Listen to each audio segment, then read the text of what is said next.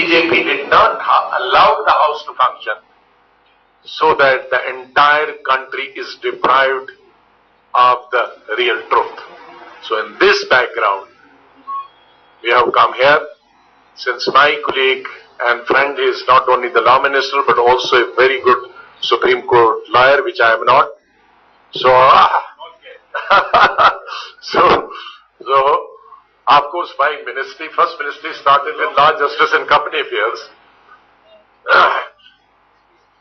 I would request him to, of course, as General Secretary in charge, I welcome him also in the state, and I request him to speak about this subject in more detail.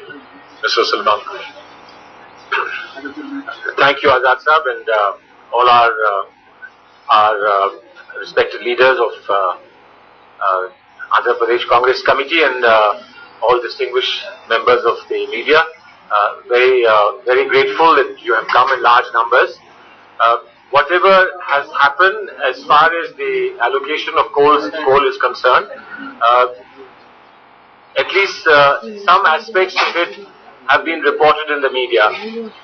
Some aspects of it have been reported, I believe, on the basis of information that has been given piecemeal, and some of it has been reported by way of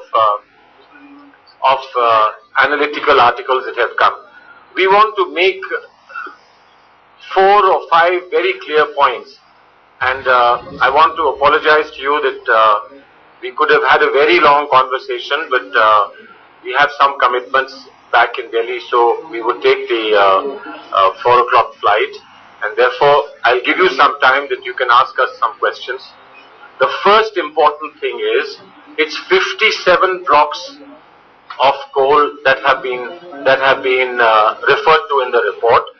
Of these 57 blocks, 20 blocks of coal are for power sector. It's very important because the assessment made by the CAG in the report is that 1,86,000 crores have been facilitated or given, or undue benefit has accrued to private parties that got the coal blocks. The first issue. The CAG report has not said that government has lost anything. It has said so much money has been made by private industries. Fair enough. Now, at the end of that calculation, the CAG report at page 31 itself says, some of this, meaning sum of 1,86,000 crores, could have been tapped by the government by way of an auction. So by way of an auction, not 1,86,000 crores, but some of it could have been tapped. We are not told in the report how much of it could have been tapped. Let us say it was half. Let us say it was 2/3. Let us say it was 1/3. Nobody knows how much could have been tapped by the auction. And we feel that when you give such a big figure, it's only fair to know the full truth and not only the half truth. Nevertheless, whatever figure was, that figure has to be seen in the light of 3 things.